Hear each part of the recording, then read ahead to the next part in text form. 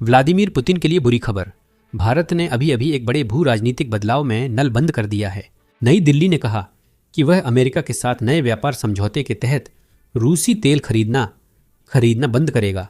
Kremlin के लिए यह एक आपदा है, क्योंकि अब चीन ही एकमात्र चीज है जो पुतिन और आर्थिक पतन के बीच खड़ा है। टेलीग्राफ के मुताबिक अब चीन गुप्त रूप से पुतिन के युद्ध प्रयासों का 60% वित्त पोषण कर रहा है, लेकिन यह मदद बहुत भारी कीमत पर मिल रही है। पुतिन को लगता था कि वह पश्चिम को खेल रहा है, लेकिन असल में उसे बीजिंग खेल रहा था। यह सब राष्ट्रपति ट्रंप के अमेरिका भारत व्यापार समझौते पर ट्वीट से शुरू हुआ। ट्रंप कहते हैं कि भारत ने रूसी तेल खरीदना बंद करने और उसकी जगह अमेरिकी तेल खरीदने पर सहमति जताई है, शायद वेनेजुएला का तेल भी। ट्रंप का संदेश है कि इससे यूक्रेन में युद्ध खत्म करने में मदद मिलेगी। इसके बदले अमेरिका ने भारत पर टैरिफ्स में बड़ी कटौती की। इस समझौते से पहले भारत को लगभग 50% टैरिफ का सामना करना पड़ता था, जिसमें 25% लिबरेशन डे से और 25% रूसी तेल खरीदने की सजा के तौर पर था। समझौते के बाद भारतीय टैरिफ करीब 18% है, जो बड़ा प्रोत्साहन है। क्या भारत ने रियायती रूसी तेल की जगह अमेरिकी बाजार को सस्ता विकल्प चुना है? यहाँ अमेरिकी व्यापार प्रतिनिधि अधिक विवरण दे रहे हैं। भारतीय वस्तुओं पर टैरिफ 25% से घटाकर 18% किया गया है, जिससे मार्च तक एक व्यापक समझौते की संभावना बढ़ी है। आप इस पर क्या बता सकती हैं?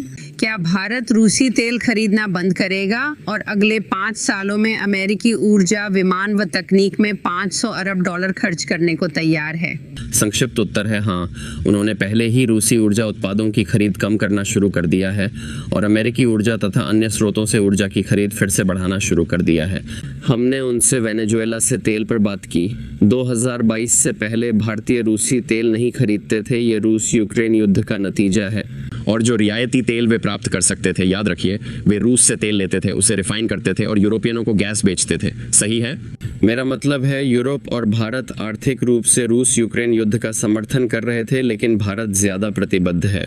उन्होंने पहले ही अपनी कुछ प्रतिबद्धताओं का विस्तार करना शुरू कर दिया है। खरीदारी के मामले में उन्होंने हम पर जो कुछ डिजिटल सेवाओं पर टैक्स लगाया था उसे भी कम कर दिया है और वे अपने टैरिफ भी घटा रहे हैं। ये एक वाकई में बहुत महत्वपूर्ण समझौता होने वाला है और इसके प्रभाव आने वाले कई वर्षों तक महसूस किए जाएंगे। ये बहुत बढ़िया है। पुतिन के लिए यह विनाशकारी है। भारत रूस का दूसरा सबसे बड़ा तेल खरीदार था, जबकि चीन पहले ही अधिकतम रूसी तेल खरीद रहा है। उनके पास भारत जितना तेल खरीदने की क्षमता नहीं है। कोई बड़ा ग्राहक नहीं है, यह रूसी तेल कंपनियां जानती हैं। इसी कारण पिछले 2 हफ्तों में वे भारतीय रिफाइनरियों को ज़्यादा छूट दे रहे हैं और रूसी तेल खरीदने के लिए मनाने की कोशिश कर रहे हैं, लेकिन यह सफल नहीं हो रहा। अब भारतीय रिफाइनरियां अन्य आपूर्तिकर्ताओं की ओर बढ़ रही हैं। नतीजा यह है कि रूसी तेल का उत्पादन घट रहा है। वे कम उत्पादन कर रहे हैं क्योंकि उनके पास खरीदार कम हैं। तेल से हुई आय रूस के बजट का बड़ा हिस्सा है, जिसे पुतिन यूक्रेन युद्ध फंड करने में इस्तेमाल करते हैं। वह बजट पहले ही 5 साल के निचले स्तर पर था और अब और घट रहा है। पुतिन जानते हैं कि यह कितना बुरा है और इसे चुपचाप नहीं ले रहे हैं। पिछले साल के शिखर सम्मेलन की एक क्लिप अब वायरल है। इसका श्रेय रूसी प्रचारकों को जाता है। इस क्लिप में पुतिन भारत को धमकाते हैं कि अगर मोदी सरकार रूस से समझौता नहीं करेगी तो जनता नया नेता चुनेगी। अगर भारत हमारी ऊर्जा खरीदना बंद कर देता है तो उन्हें नुकसान होगा लगभग 9 से 10 अरब डॉलर का, अगर वे हमसे ऊर्जा खरीदने से इनकार करते हैं। अमेरिका, भारतीय लोग देखेंगे कि राजनीतिक नेतृत्व कौन से फैसले लेता है और वे कभी भी किसी के सामने अपमान स्वीकार नहीं करेंगे। और साथ ही मैं प्रधानमंत्री मोदी को जानता हूं, वे कभी भी इस तरह का कोई कदम नहीं उठाएंगे। यह सिर्फ तेल नहीं, पूरी रूसी अर्थव्यवस्था संकट में है। रूसी अखबार अब इस पर खुलकर चर्चा कर रहे हैं। रूस में अखबार देश की आर्थिक समस्याओं के बारे में लगातार विस्तार से लिख रहे हैं। आज के मॉस्कोव्स्की काम्सोमोलिट्स में एक हेडलाइन है, खीरे एवोकाडो के दाम पर। जनवरी में खीरे की कीमत 42.85% बढ़ गई। टमाटर की कीमत 20.72% बढ़ गई। रूसी सरकारी अखबार अशिस्का गेसेटा की रिपोर्ट के अनुसार आधिकारिक आंकड़ों के मुताबिक 2026 की शुरुआत से 2 फरवरी तक की अवधि में उपभोक्ता कीमतों में 2.11% की वृद्धि हुई, जो हाल के वर्षों में सबसे ऊंचे आंकड़ों में से एक है। बढ़ती कीमतें अब कामसोमोल्स्काया प्रावदा के चुटकुलों सेक्शन में भी दिख रही हैं, ताकि ग्राहकों को झटका न लगे। नई कारों के लिए प्राइस टैग में कार के 100 ग्राम की कीमत लिखी जाएगी। निजावी स्मोगाजेता के अनुसार रूस में पेंशन और वेतन का अंतर बढ़ रहा है। रूस में औसत पेंशन तेजी से घट रही है। रूस में औसत वेतन, जिससे सामाजिक बीमा फंड में योगदान किया जाता है, की तुलना में पेंशन औसत आय के 24% से भी नीचे गिर गई है।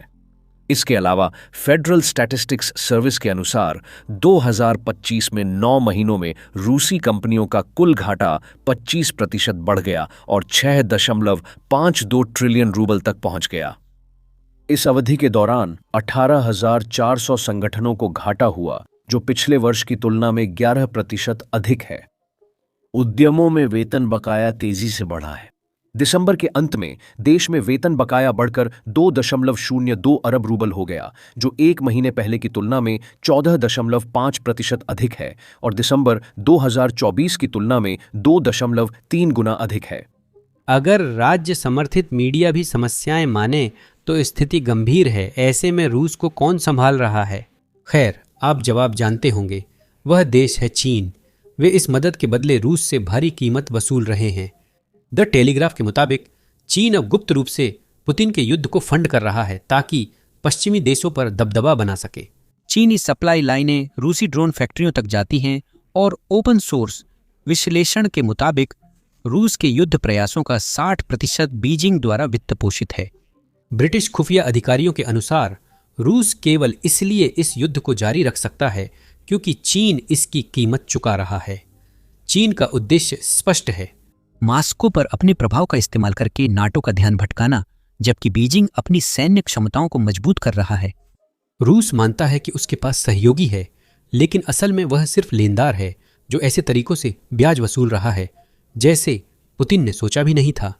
रूस चीन को जीवन रेखा के बदले सिर्फ पैसे नहीं और भी बहुत कुछ दे रहा है। ये एकतरफा लेन देन है। रूस के सैन्य क्षेत्र से लीक दस्तावेजों से सैन्य सहयोग में भारी वृद्धि सामने आई है।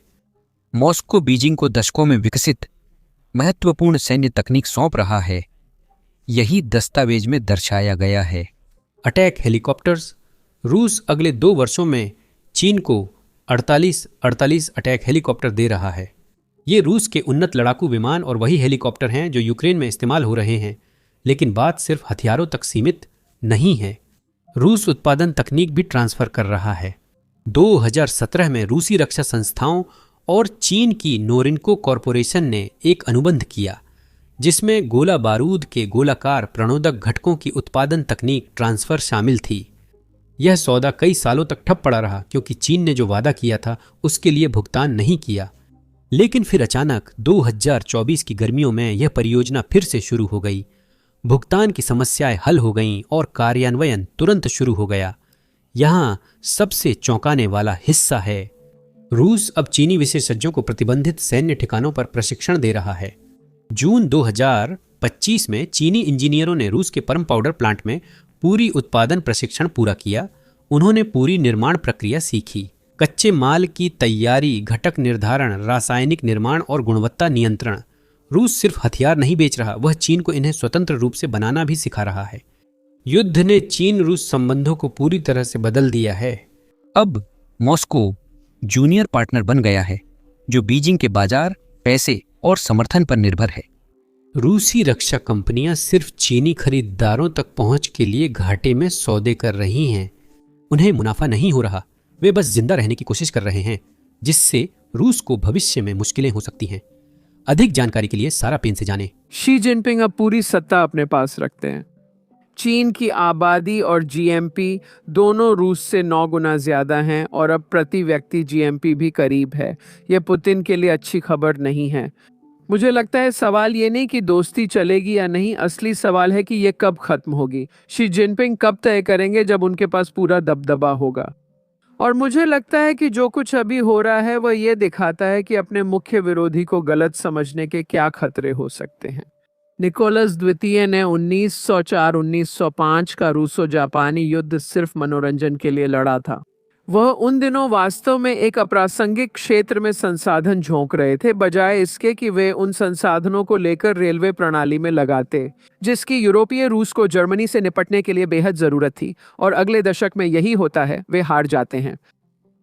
उन्हें सत्ता से हटाया जाता है, आंशिक रूप से सेंट पीटर्सबर्ग के ब्रेड दंगों और विदेशी सहायता व पर्याप्त रेलवे न होने के कारण। उन्हें बाद में बनाया जाएगा, जो लेन लीज के लिए अच्छा है। फिर वे और उनका परिवार साइबेरिया के तहखाने में मार दिए जाते हैं। इसमें 1 दशक लग जाता है, तो मुझे नहीं पता कि व्लादिमीर पुतिन के लिए यह सब कैसे होगा। अगर हम सही से काम करें तो शायद वह चला जाए, बस अकेलापन रह जाएगा। इंतजार लंबा हो सकता है। ऐसी वीडियो बनाने की एक समस्या है जहां हम बहुत सारे ड्रोन हमले दिखाते हैं, भले ही उनमें कोई इंसान या रूसी सैनिक घायल न हो रहे हों वीडियो में। YouTube अक्सर हमारी वीडियो डिमोनेटाइज या प्रतिबंधित कर देता है। पिछले हफ्ते 4 युद्ध संबंधी वीडियो डिमोनेटाइज हो गई। ड्रोन हमले या फ्रंटलाइन की फुटेज दिखाना विज्ञापनदाताओं को पसंद नहीं, इसलिए वीडियो प्रतिबंधित होते हैं। यही आधुनिक युद्ध की सच्चाई है जिसे यूक्रेनी लोग लड़ और उसमें जीवित रहने की कोशिश कर रहे हैं। इसलिए हमें लगता है कि इन सब चीज़ों को कवर करना जरूरी है और इसी वजह से हमने अपना खुद का प्लेटफॉर्म बिजनेस बेसिक्स लॉन्च किया। हमने इसे शुरू से बनाया है, इसलिए हम पर कोई प्रतिबंध नहीं है। हमें अपने ड्रोन स्ट्राइक को ब्लर नहीं करना पड़ता, हमें अपनी फ्रंट लाइन फुटेज को ब्लर नहीं करना पड़ता और हमें रूसी एयरबेस के तबाह होने को भी ब्लर नहीं करना पड़ता।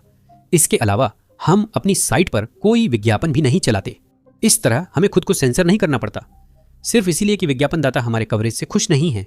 हम साइट को विज्ञापनों से फंड नहीं करते, हम इसे आपके समर्थन से फंड करते हैं। तो अगर आप ऐसे व्यक्ति हैं जिन्हें इस तरह की कवरेज में रुचि है और आप हमारे वीडियो बिना सेंसर किए देखना चाहते हैं और वह बोनस कंटेंट पाना चाहते हैं जिसे हम यहाँ YouTube पर अपलोड नहीं कर सकते, तो जरूर basicsinsider.com पर हमारे साथ जुड़िए। आप विवरण में दिए गए लिंक पर भी क्लिक कर सकते हैं या अपनी स्क्रीन पर दिख रहे QR कोड को स्कैन कर सकते हैं। जुड़ने के बाद आप वह सारा कंटेंट देख सकते हैं जो हमने पहले ही अपलोड किया है और वे सभी वीडियो भी देख सकते हैं जो हम भविष्य में अपलोड करेंगे। इसके अलावा आप हमारे कवरेज और हमारे चैनल को सपोर्ट भी करेंगे, तो इसके लिए आपका बहुत बहुत धन्यवाद। मेरा नाम सैम है और मैं आप सबसे अगले वीडियो में मिलूंगा।